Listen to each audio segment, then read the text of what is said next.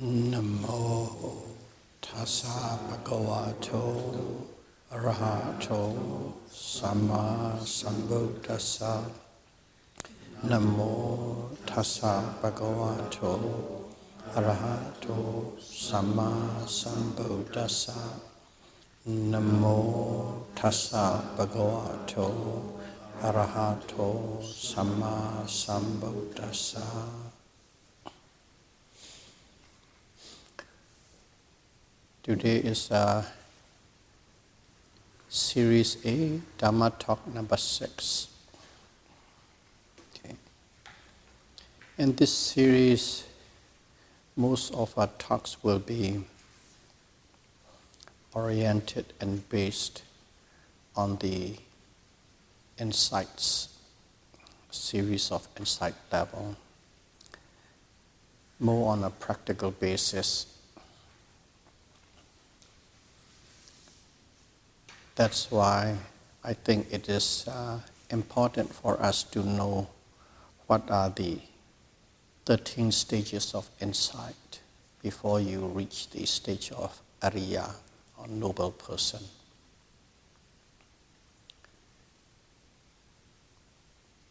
So that we can have at least some guide, okay, some idea when we are talking during the series. When we mention this insight or that insight, we already have idea.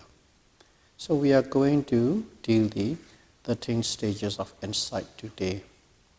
But simply it's just a guide. We are not going to go into details or in depth, because details and in depth will become evident as we talk in the series. But one should understand what are these insights and what are they called and how many stages. So it is very different from tradition. Traditionally, these are talked about only at the end, at the highest stage. But in here, I think we are going to start at the beginning. But just simply basically names, definition, general idea. So when one is practicing the Satipatthana Vipassana, our goal is to eliminate all form of suffering. Before we reach to this stage, the first major level is you have to become a Ariya. We are all in a Puthujjana lineage. And then after you have accomplished or attained these 13 levels of insight, one becomes Ariya or noble person.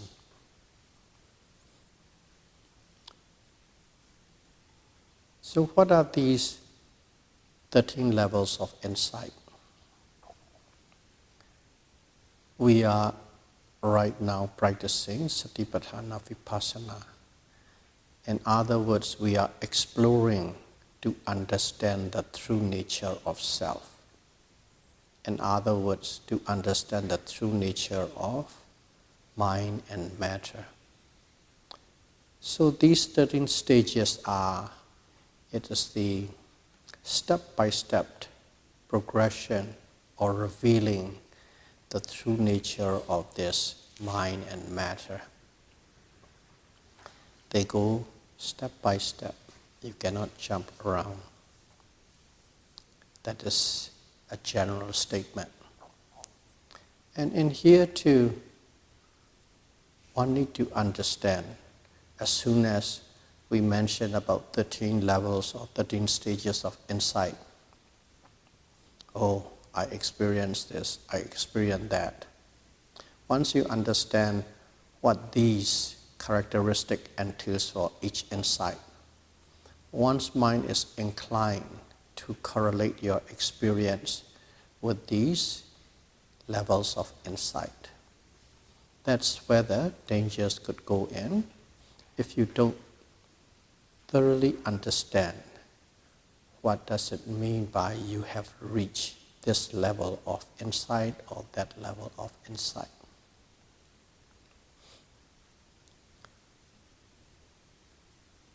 Because one experience, let's say level 1, level 2, level 3. Let's say level 3. So one yogi has experienced level 3.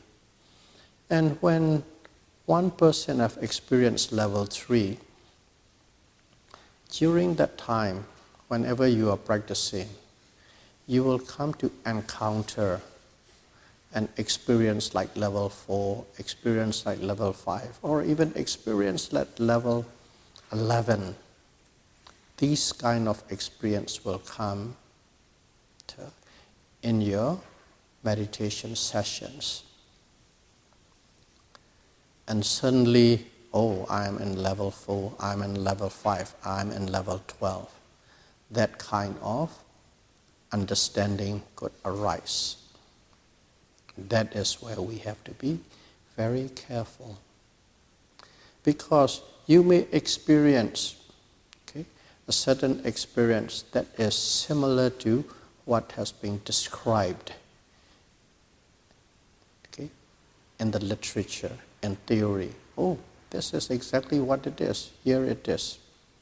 But that doesn't mean that you are in a level 4 or level 5 or level 12. You simply, sometimes you are practicing, and at a certain moment, a certain conditions are met and you begin to experience similar to that a certain level, higher level of insight or jnana. Insights in Pali is called jnana. But one thing is, let's assume that you have experienced level 4 and you think you are in a level 4. Fine. The way to check this, next time you practice, do you have that level 4 experience again? Or it might be another 2, 3, 4, 5 months before you experience that level 4 again. That's a question you need to ask yourself.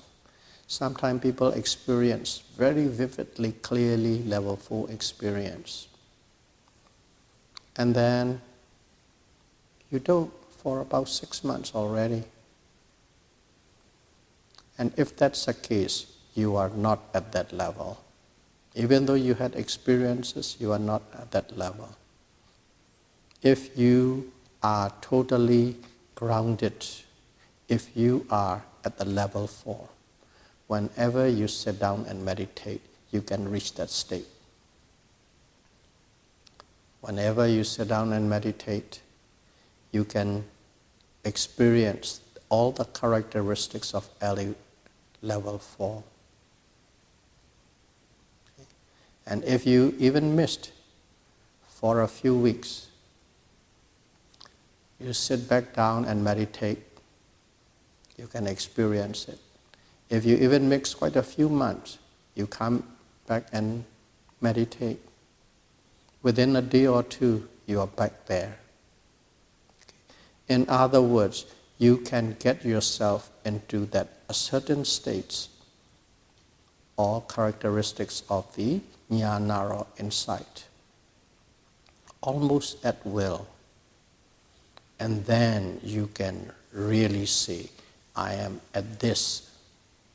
If you are at will, I am at this insight on a mature level.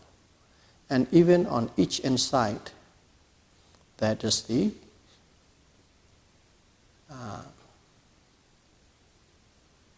beginners, or the beginning level, or the middle level, or the mature level. Even in one level, level 4, there are different stages. Whether you are just getting into it, or whether you are in the middle, or whether you gone to the near the end or mature state. The end is, we always call it mature. That is one thing we need to keep in mind. So, even though we might talk about these 13 stages of level, and even though you might be experiencing somewhat similar to it in characteristic, don't think that you are at that insight level. You simply experience something that is similar to that characteristics. But if you can enter those characteristics at every sitting, only then you have achieved that level. That has to be kept in mind very firmly. Otherwise, one begin to think you are really flying high and you are about to become a Ariya tomorrow. Okay. A lot of yogis, especially overconfident yogi, they think they are and they are there. That kind of things could happen. So that is the first thing one needs to know about insight and this level. And do not even bother to think or analyze, where am I? What stage am I? Of course we are curious, but if you don't even bother to think, because you simply know whenever you sit down and meditate, if you can get into that characteristics of a certain level, you know it is there. So don't try to correlate based on the characteristics. Try to correlate based on how consistently you can get into that stage in every sitting. Okay. That has to be kept in mind very firmly and strongly. Otherwise, you think the Ariyaship is just around the corner. So, starting with that, we can talk about it. And also, don't try to always correlate your experience with these jnana. Now we know it might be similar to what you think you are at, but it is not truly that. Leave that to your meditation instructor. They will let you know. Even though you might be reporting, I see this, I see that, it experiences, experience that, and the teacher may not say anything back because they have to listen to what you say. And when the teacher didn't say back anything, or sometime, the teacher look at the yogi and then might need a little bit of encouragement or a little bit of explanation. That kind of characteristics are some of the characteristics of this level or that level. The teacher might say that. But that doesn't mean that he is saying you are at that level. Keep that in mind too. Based on the yogi's requirement, the teacher may say something, may suggest something, or keep silence. Do not take that as a confirmation coming from the teacher that you are here or there. The best gauge is just gauge yourself. Can you enter that kind of a stage at every sitting? Even that there's exception, there might be a really bad day. And those bad days, needless to say about that stage, you can't even see level 1. Some days you just collapse. So these kind of things happen. So I'm really trying hard before we talk about these, how to look, how to gauge. Sometimes the teachers, they tell you in an indirect way where you are. But you must have a very keen and sharp mind. Keen and sharp mind to understand it. sometimes when the message is conveyed. They don't tell you exactly where you are, but they tell you indirectly. Sometimes it's so subtle, it goes over you. So these kind of little things need to be understood for those who are going to practice seriously and further your practice. Okay. So the best thing is simply practice, simply practice. The instructor will tell you what to do, when to do at that time, at that moment. But the best way is, can I enter that state at almost every sitting? That will give you a straight answer. So after saying that, we can go into these 13 stages of insight. As I said earlier, these are the characteristics of the mind and matter, or in other words, characteristic of this body and this consciousness. And they are revealed, okay, step by step. You can get into this stage step by step.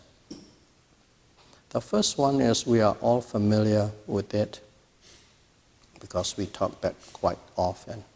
In Pali, okay, it's called Nama, Rupa, Paricheda, Jnana. Nama is mind. Rupa is body. So indiscriminate awareness of the mind and body.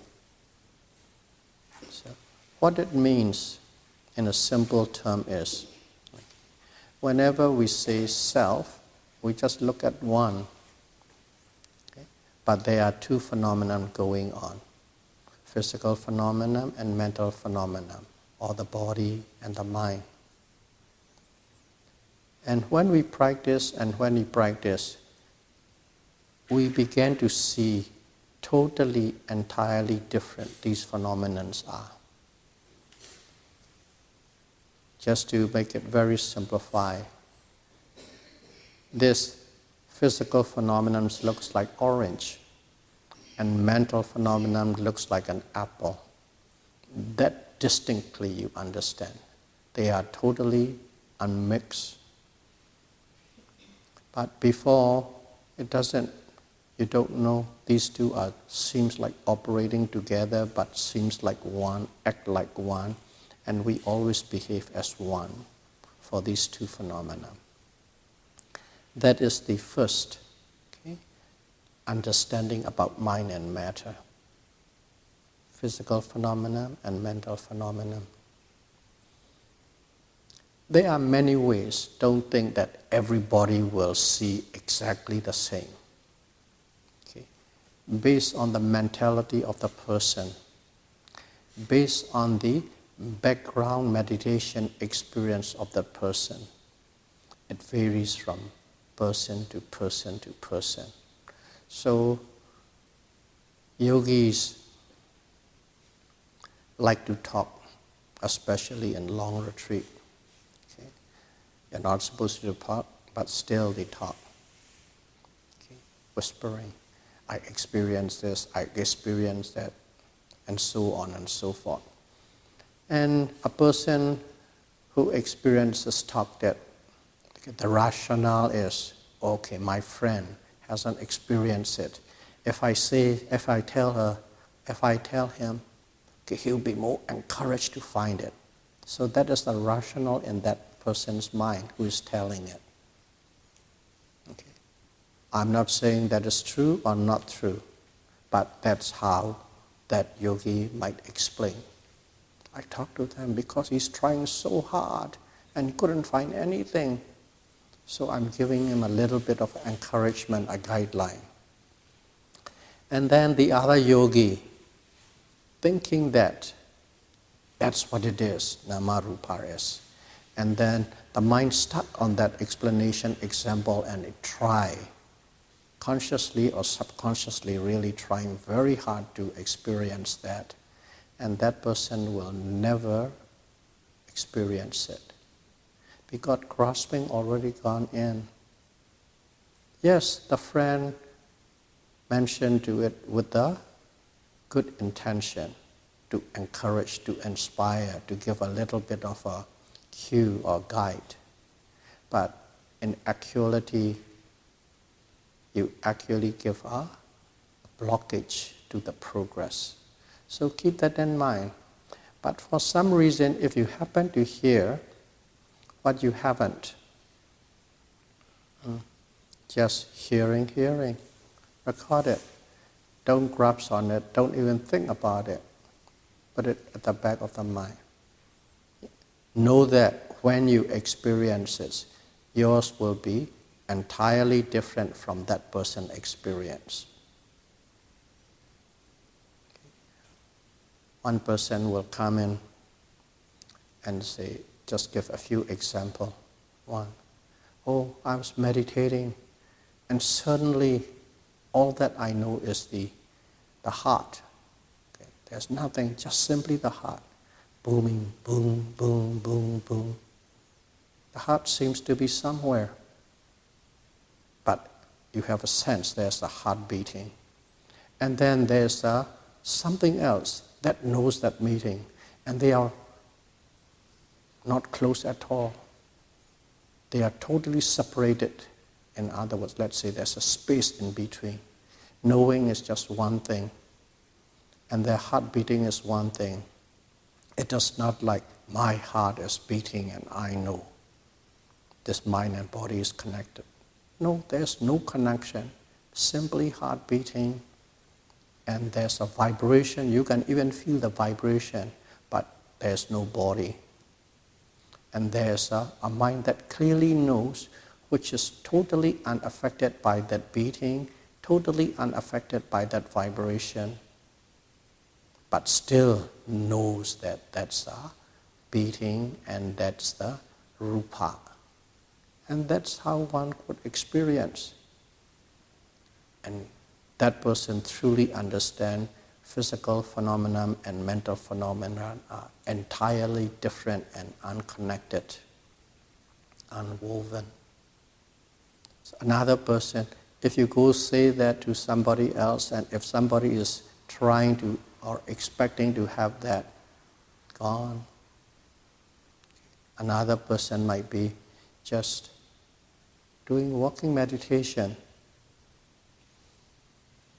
and then suddenly at one point, just notice whole leg is lifting, pushing, dropping, lifting, pushing, dropping movement going on. These two legs are as if it is walking on its own. Nothing related with nobody, nothing related with that self, that person, that yogi. That's more like totally a robot walking. And there's an awareness of that walking. Some people might even say, like, I am outside, I am like as if looking at it. That is that person's experience.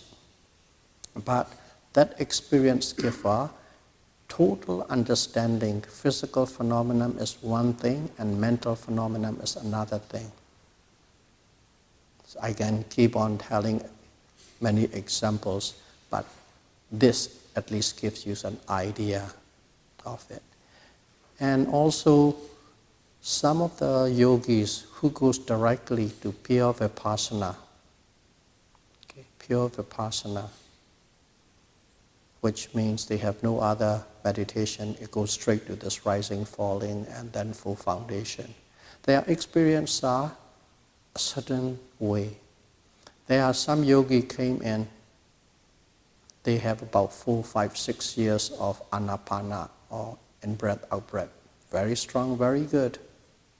Or they have some other samatha meditation type. Very strong, very good. They come in and they follow strictly to full foundation of mindfulness. Their experiences are different. The momentum, energy, and the power of the past carry on, mix with it, and they will experience in a different way. So the point I want to make is, if you don't hear anything, simply meditate. but for some reason you heard something from this person or that person in the retreat, outside retreat, you have about a dozen types of different kind of experience stories with you. Don't expect anything of those happen to you. When you experience it, it will be totally unique to your own. But one thing for sure, commonality is this physical phenomenon and this mental phenomenon, this action of the body and this knowing of the mind. You can see it in a totally unconnected, separate, different. That is the only commonality. How it presents to one is different. So I think that gives you an idea. All that I want the yogi is not to grasp on the insight levels or not to grasp on any of the story you heard. Okay. Don't grasp on anything. Don't hold on to anything. You hear, yes, good information, story in the information department. And when you practice, expect nothing. You simply just do it. And these are from my point of view, are the important points in this practice. And especially as our series will be oriented based on these insight levels. So that is the discriminative awareness, okay, of mind and body. When you have that, that's called level 1. And that too, okay, you say, oh yeah, now I am in level 1. Yeah, you have experienced level 1. But one thing is, once you have it, you keep on practicing, and even incline your mind, even though you are not in the practice. When you are moving about, incline your mind. Okay. Some yogi, when they are not in the meditation, they go back to your home and they just live as normal as it was. If that's the case, that's not. But some yogis, they carry the mindfulness into their daily life and they try their best as mindful as possible. In other words, they actually carry the mindfulness to the best of their ability into their daily lives. And those yogis, okay, if you have experienced once or twice about these nama and rupa, okay, discriminative awareness of nama and rupa, incline your mind to it. Incline your mind to it. I'm not saying recreate it. Incline your mind to it. And in your daily activities, always keep in mind, incline in mind about that level 1 experience. And slowly, what will happen is, even though you are moving about, you begin to feel, you begin to sense the separateness of this mind and body in your daily life. But two things. One thing is carry mindfulness into your daily life. Two is, once you have experienced that level, keep your mind inclined to it. And suddenly, all your actions, all the objects, and all the knowing starting to separate. And it seems like you have a sense of almost awareness of this separateness of mind and body. You do not dwell as one anymore. Whenever you are doing something, that sense of separation of body and mind, separation of body, mind, awareness is there. Then you have your level 1 awareness, insight become really strong and is starting to form as a part of you. If you experience once or twice, don't think I'm there. Yes, you have experienced it, but developed it.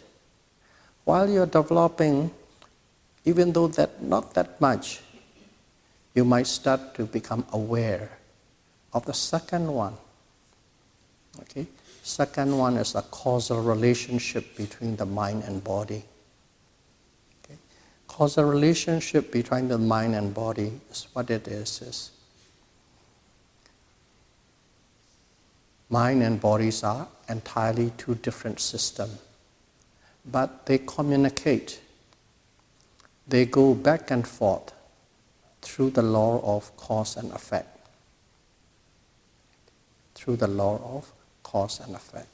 Causal relationship or conditional relationship. Okay. Right at the beginner's class, we do the exercise, if you remember. Okay, stand, turn around, intention. Okay, so intention and the body movement. That's an exercise. Okay, just to make it a little bit more interesting for the beginners yogis. Oh, they found something, interesting. So they are more encouraged to come more classes. So that kind of a thing, the way to say is simply, okay, when you throw the ball up, it will fall down. Okay? Throwing the ball up is the cause, falling down is the effect. If you don't throw the ball up, it won't fall down. It is as clear as that. Throwing up and falling down are entirely different. Just like that, there's a relationship between the mind and the body. Don't have to go into too details. Most of you are practicing quite a bit. And especially in a walking meditation, you can see the cause and effect. And then especially in daily activities in retreat, intention, and what follows, cause and effect, cause and effect, cause and effect. These started to come in. Okay? But still, I'm going back to the level one. If you are not quite fluent, constant, have a skill of seeing the nama and rupa, don't think you are already graduated from one and you are in a second standard. But you will be experiencing both. This one less and the other one more. But this cause and effect is a lot easier to see because intellectually that is very easy to understand. So sometimes you even think you are more skillful in level 2 and less skillful in level 1. As soon as I say skillful, it's experience. So if I'm skillful in number 2, I'm over and finished with number 1. No. Now, keep your mind, carry into daily life. Incline your mind to see nama and rupa separately. Incline your mind to see the causal relations of nama and rupa separately.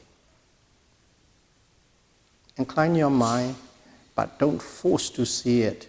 Whatever will pops up, when the mind is in a balanced state, that thing simply pops up as clear as a bird in the sky on a sunny day. Simply incline your mind, incline your mind. Don't force to see it. And that's how one goes up. One to the other, one to the other, one to the other. So I use it quite detailed to explain with 1 and 2 because most of you have already experienced this 1 and 2. And then the third one, called Samasana Jnana. Samasana Jnana is simply, you have a comprehension or understanding of the 3 characteristics of mind and matter. What are the 3 characteristics? Anicca, dukkha, anatta. Impermanence, suffering, and non-self. Okay. You begin to experience number 3. And in here too, First of all, you start experience these things. Sometimes you see the beginning, sometimes you see the end, but mostly the way you understand the approach is quite different from the other. Because this anicca, dukkha, anatta, the three characteristics of mind and matter, at this number 3, you see it. At the highest state, that's all that you see it. But the way you see, the approach you see is different. Okay? From each level to another level to another level. When you experience this, you will understand. It's entirely different approach. That's number 1 difference. Number 2, the clarity. That is entirely different.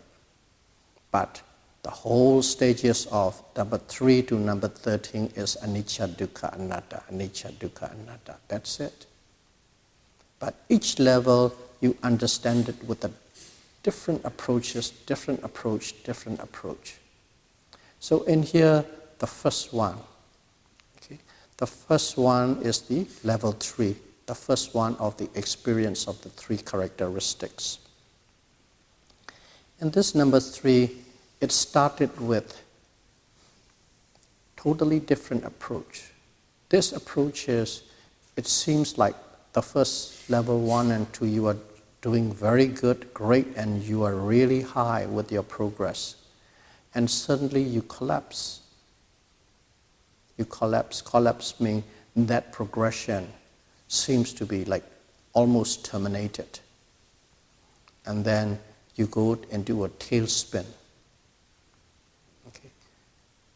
That going into tailspin is actually a jnana. That's why you need a teacher. You go into tailspin, to put in a simplistic way, the approach in here is that tailspin is actually you are experiencing a dukkha, suffering. But you don't know, especially if there is nobody to tell you, you really get disappointed. So the approach here is you started from the dukkha. From the dukkha, you carry on, and then it comes into anicca, and then anatta. In this level 3, always start with the approach come from dukkha first. And in here too, as we go along, I will go into detail, because if I go into details, we won't finish at all.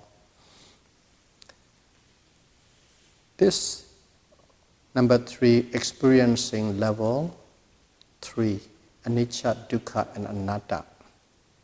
Because of that, the teachers need to guide. Because of that, once the teacher told you this or that, you have to have a certain degree of reflectiveness.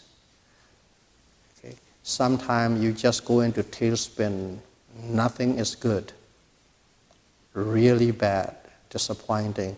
At that moment you have to say, no, this is dukkha, no, this is dukkha. And in fact, you have to talk a little bit to yourself, this is dukkha. That kind of guidance is needed, a little bit. But don't think that is all that you understood about anicca, dukkha, anatta. In this level 3, okay, there are so many different ways of experiencing this anicca, dukkha, and anatta. Sometimes it even seems like you are in the higher level. Again, it varies from yogi to yogi. And some yogi is still that struggling with this is dukkha, and it goes through. But some yogi, based on their parami, they experience in such a different way, quite unique experience, they think they are already in a very higher level. In this number 3, a lot of yogis can lost their track. You need a guide. The one who are really down, you need inspiration of the teacher. The one, even still at level 3, sometimes their experiences are so good, they really need the teacher to put their ego down.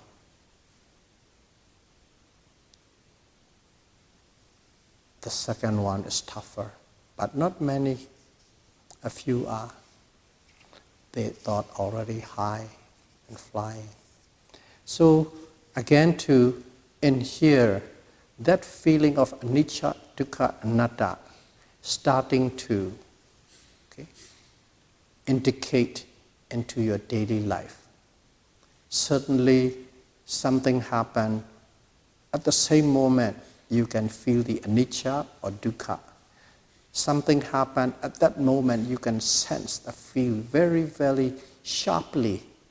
I don't say clearly, more like sharply, like sink into the needle, a sense of emptiness. There are many ways of experiencing this anatta. I can talk and talk and talk. So keep that in mind. This level 3 is, as I say, based on the yogi, some people really need to pull up and they could hardly get up, and some people really fly. Number 3. Number 4 is insight knowledge of arising and passing away.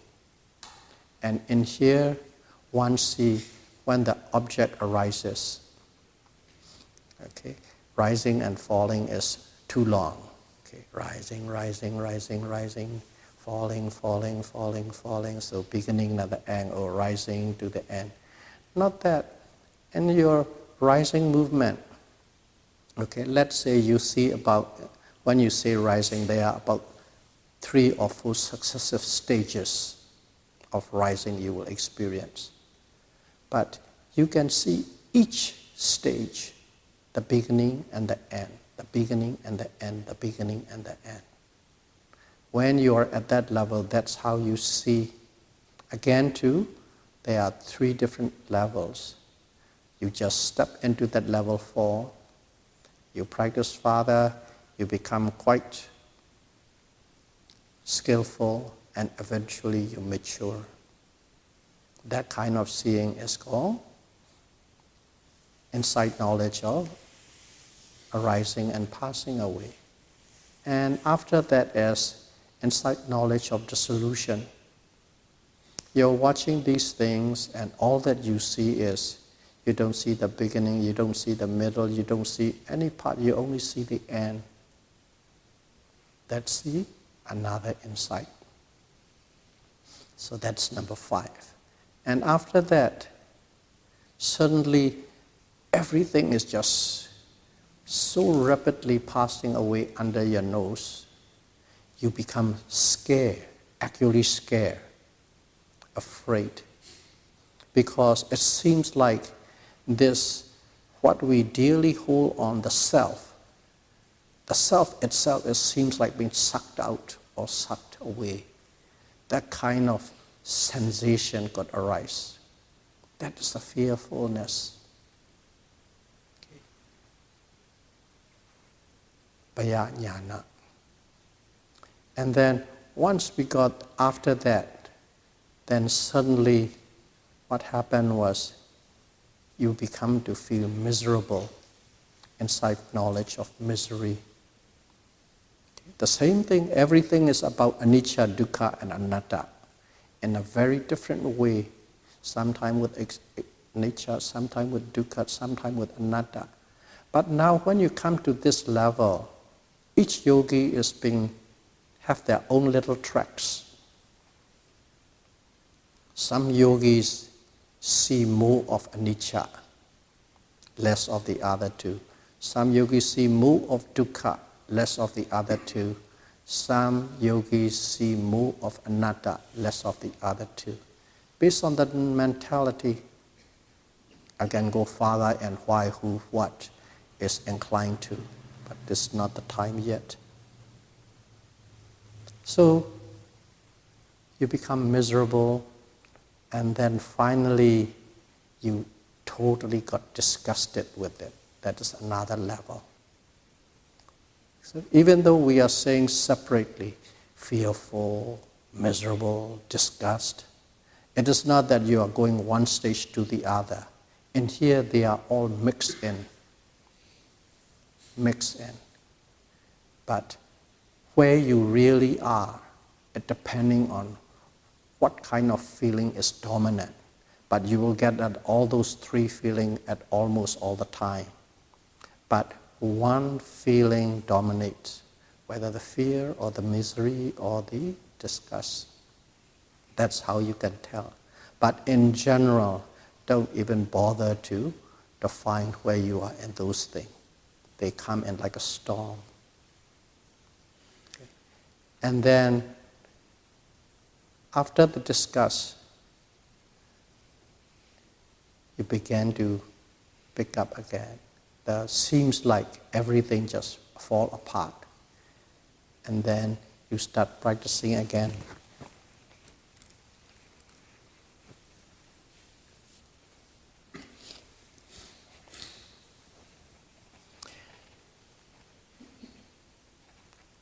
Because you want to get away from all these things. Okay, that insight, wanting to be liberated, or insight of deliverance. See? I won't repeat the Pali words. The Pali words are already there. Mochitu kabina yana. And when you want to deliver, be liberated, then you have to start around that time. In other words, you have to pick up all the pieces again. All the pieces again, as if you are starting from grade 1. And that is a patisankara na jnana. And then after that, when you practice together, slowly the next level is to go into the state of equanimity. At that moment, what happened was, everything is like a flow. You can see everything without putting effort, without doing sitting meditation. And of course, if it's sitting meditation, even better. But when you are there, when you're walking, when you're eating, things like that, that sense of the flow of everything. In other words, to put it in a different way, you can see everything as a process. Everything as a process. Everything is working like tick-tock, tick-tock, tick-tock, cause and effect, nama, rupa. Everything is like a flow. You see there. And after that, okay, how many jnanas now we are?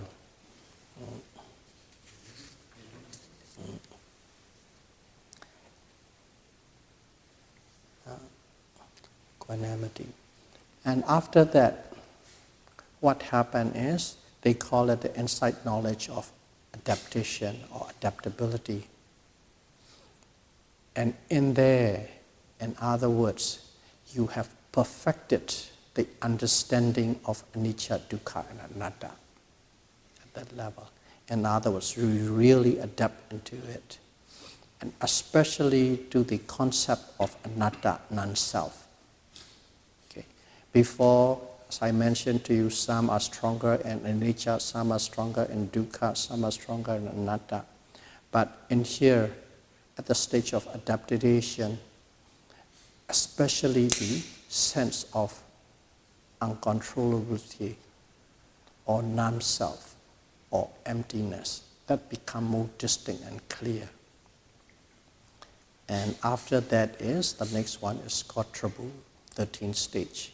That is the stage, is the threshold between this Puthujjana lineage and the Ariya lineage. You are right at the threshold.